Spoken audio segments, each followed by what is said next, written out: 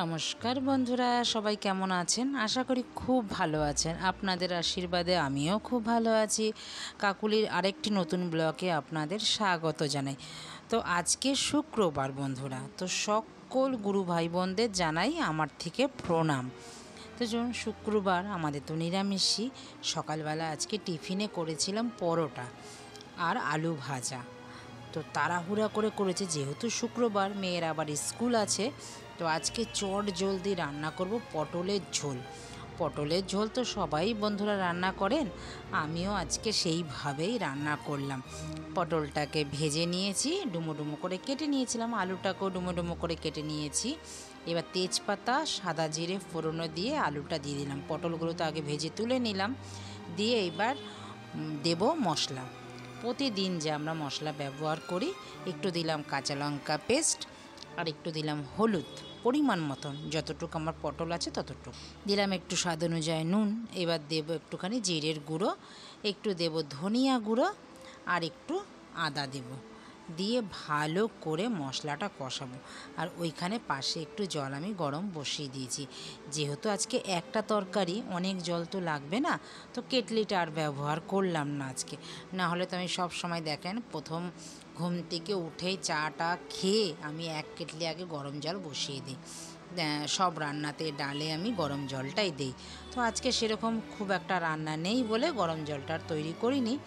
ওইখানে গরম জল বসিয়ে দিয়েছি একটা বাটির মধ্যে, ওটাতেই হয়ে যাবে। তো আমি দিয়ে দিয়েছি কিন্তু একটু গরম মশলা, একটু ঘি দেব, আর পটলটা দিয়ে দিলাম, ভাজা পটলটা দিয়ে ভালো করে নেড়ে আজকে একটু অল্পই ঝোল রাখবো, যেহেতু আজকে একবেলা তরকারি করব। ওবেলা আর পটলের ঝোল কেউ খাবে না, আগেই বলে দিয়েছে। পটল আমাদের ঘরে খুব একটা কেউ ভালোবাসে না। এই নিরামিষে দিনের দিন পটলই খাওয়া হয়, নয় পটল পোস্ত নয় পটল। আমাদের ঘরে এই দুটো দিনই পটল খাওয়া হয়। বন্ধুরা, আমার কিন্তু পটল ভাজা খেতে এত ভালো লাগে, পটল ভাজার তেলটা কাঁচা লঙ্কা দিয়ে কি বলবো, আর অসাধারণ। আর পাকা পটল তো আরও বেশি করে ভালো লাগে। পাকা পটলের দানাটা যে বলে বেশ মটর মটর আওয়াজ হয়, মটর কলাইয়ের মতন খেতে, তাও তো অসাধারণ দুর্ধর্ষ লাগে। আমরা এগুলো খেয়ে এসেছি, তো আমাদের কিন্তু খুব ভালো লাগে। আমার মেয়েটাও খেতে চায় না, আপনাদের দাদা তো খাইই না একদম। চলুন, আমার কিন্তু পটলের তরকারি হয়ে গেছে, ঢেকে দিয়েছি, একটু সেদ্ধ হয়েও গেছে। পটল যেহেতু ভেজে তুলেছিলাম, হয়ে গেছে সেদ্ধ। এবার নামিয়ে নিই। এটার মধ্যেই কড়াইটা আবারও ধুয়ে বসিয়ে দিয়েছি নামিয়ে। আর এবার করে নেব ডাল। আজকে রান্না করব ডাল। কি ডাল জানেন বন্ধুরা? মোটা মোটা ডাঁটা এনেছিল দাদা, সুরেশ্বরের ডাঁটা। এই সুরেশ্বরের ডাঁটা দিয়ে আজকে ডাল করব। এই আমাদের এই ডালটাকে বাঙাল ভাষায় বলে ফাটা ফাটা ডাল। তো কে কে আমার সাথে একমত আমাকে কমেন্টে কিন্তু জানাবেন। আর কিভাবে খান এই ফাটা ফাটা ডাল আমাকে কিন্তু কমেন্টে সেটাও জানাবেন। তো চলুন, ডাল তো আমি সেদ্ধ করে নিয়েছি। এটা হচ্ছে মটর ডাল, একদম ডালটাকে আমি ঘুটিনি, শুধু দুটো সিটি দিয়েই নামিয়ে নিয়েছি। আর ডাঁটাটাকে নুন হলুদ দিয়ে সেদ্ধ করেছি। দিয়ে এবার কালো জিরে ফোড়ন দিয়ে, শুকনো লঙ্কা ফোড়ন দিয়ে ডালটাকে ঢেলে দিলাম ডাঁটা সমেত। আর এবার নামানোর সময় দিয়ে একটু ধনেপাতা দিয়ে নামিয়ে নিলাম। এইভাবে একদিন ডাল বন্ধুরা খেয়ে দেখবেন, বাঙালদের ডাল। বাঙালরা কোনো দিন এমনি ডাল খায় না, মানে শুধু ডাল খায় না, কিছু না কিছু ডালের মধ্যে দিয়েই খায়। তো চলুন, এখন উচ্ছেগুলো সব ভেজে নিই। উচ্ছেগুলো নুন হলুদ মেখে রেখে দিয়েছি। উচ্ছের মধ্যে নুন হলুদ ঘণ্টাখানিক হয়ে গেছে মেখে রেখেছি। আর ওদিকে ভাত বসিয়ে দিচ্ছি, আজকে একদম গরম গরম রান্না হবে আর খাবো। তো উচ্ছেগুলো আমার নেড়ে চেড়ে একটু তেল বেশি দিয়েছি। উচ্ছের তেল দিয়েও কিন্তু বন্ধুরা ভাত খেতে কিন্তু বেশ ভালো লাগে। কে কে খান সেটাও আমাকে কমেন্টে করবেন। আমরা কিন্তু খাই এইসব জিনিসগুলো। আপনারা কে কে খান না, আর কে কে খান সেটাও কিন্তু আমাকে কমেন্টে জানাবেন। তো উচ্ছেগুলো আমার ভাজা হয়ে গেছে, এবার তেল সমেত উচ্ছেগুলো তুলে নেব। ঘরের কাজ সেরে খাওয়া দাওয়া হয়ে এখন বিকেল বাজে 5:30। তো কাল যেহেতু শনিবার, দাদা এনেছে বাজার থেকে আবার ইলিশ মাছ, আর এনেছে কচু। তো কচুটা তো রান্না করতে হবে বন্ধুরা। তো এখন কচু রান্না করতে গেলে কেটে সঙ্গে সঙ্গে কচু আর রান্না করতে পারবো না। তো এখন এই জন্য কচুটা কেটে রাখছি। কালকে কচুটা রান্না করব। তো কচু বন্ধুরা বসে গেছি আমি বাগানে, হাওয়া খোলা আকাশের নিচে কচু কাটতে। তো কচু প্রথমে আমি ভালো করে মুছে মুছে কাটবো।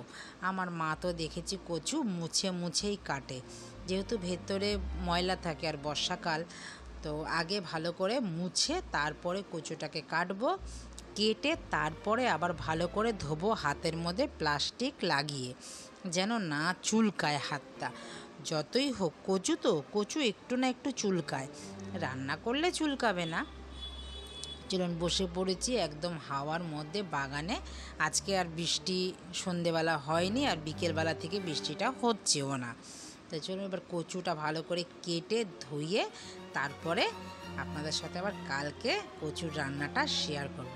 বন্ধুরা আমি কি দিয়ে কচু রান্না করি পুরো ভিডিওটা কিন্তু কালকে দেখবেন, আর কিভাবে রান্না করি সেটাও দেখবেন। তো দেখুন কচুগুলো আমার সব কাটা হয়ে গেছে, আর আমার বাগানটা দেখুন এতদিনের জলে পরিষ্কার হয়ে গেছে, আর বাগানটা আজকে পরিষ্কারও করেছি। যেহেতু কদিন ধরে জল জমে জমে একদম মানে জেরবার হয়ে গেছিলাম, তার এখন দেখুন বাগানও কিন্তু খুব সুন্দর, ফুলও অনেক রকমের ফুল হয়েছে। দেখুন এবার সামনে করে দিলাম ভিডিওটা, দেখুন দেখেছেন ছাদে কীরকম শ্যাওলা জমেছে। এগুলোকে আবার আরেক দিন এই ব্লিচিং পাউডার দিয়ে ভালো করে ঘষে এই শ্যাওলাটাকে তুলতে হবে। যতদিন কড়া রোদ না উঠবে ততদিন কিন্তু এই দাগগুলো ছাদের মধ্যে থাকবেই। আর এই কালো কচু খেতে কিন্তু খুব ভালো লাগে, কালো কচুই আমরা খাই। এতে হাতও চুলকাবে না, মুখও চুলকাবে না, রান্নাটাও খুব টেস্ট হবে। ইলিশ মাছের মাথা দিয়ে এই কালো কচু খেতে হয়। আর কচু তো আমরা অনেক রকমভাবে খাই। কচুর গোড়া খাই, গোড়াটাকে পোড়া খাই, তার ওপরের অংশটাকে ভাপা খাই, তার ওপরের অংশটাকে বাটা খাই, তার ওপরের গাছটাকে আমরা কচু শাক খাই।